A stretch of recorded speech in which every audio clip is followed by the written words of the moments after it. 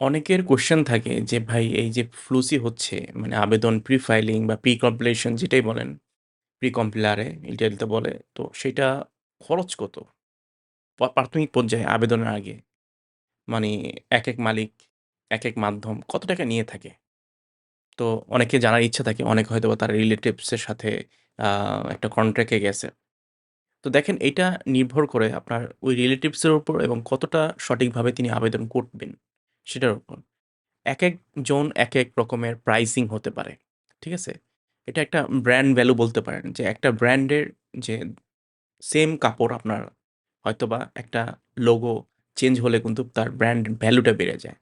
তো এটা সম্ভবত €১০০ থেকে €৫০০ পর্যন্ত আপনার মোটামুটি নরমাল রেঞ্জে থাকে। ঠিক আছে? এটা ১,০০০ এর উপর ইউরো পর্যন্ত যেতে পারে। এখন এখানে ডিপেন্ড করে যিনি মালিক আছেন, যে ইটালির মালিক, তারা কাকে দিয়ে কাজটি করাচ্ছেন। কোন কমার্সিস্তা বা আপনার উকিল আ বা কাপ অফিসের যাদের সার্টিফিকেট আছে, ঠিক আছে? তাদের নিকট করাচ্ছেন। তো তাদের প্রাইজিং এর উপর এটা ডিপেন্ড করে। এখানে আরো যদি প্লাস আলেজ্য ধরা হয় তাহলে কিন্তু এটা ৬০০ থেকে €৭০০ পর্যন্ত লেগে যেতে পারে।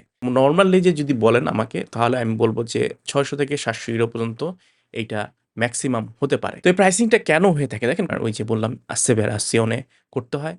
ঠিক আছে? তারপর হচ্ছে আলেজ্জোর পেপারগুলা সংগ্রহ করতে হয়। আনপাল সার্টিফিকেট তো নিতে হবে। তো এভাবেই আরকি প্রাইসগুলা বাড়ে কমে। যেটা আগে যুগ ছিল যে তেমন কোনো পয়সা লাগতো না। বিকজ অনেক ধরনের ডকুমেন্টস তারা তৈরি করত না। ঠিক আছে? তো সেক্ষেত্রে এখন কিন্তু একটা প্রাইস রেঞ্জ এ এসে পড়ছে।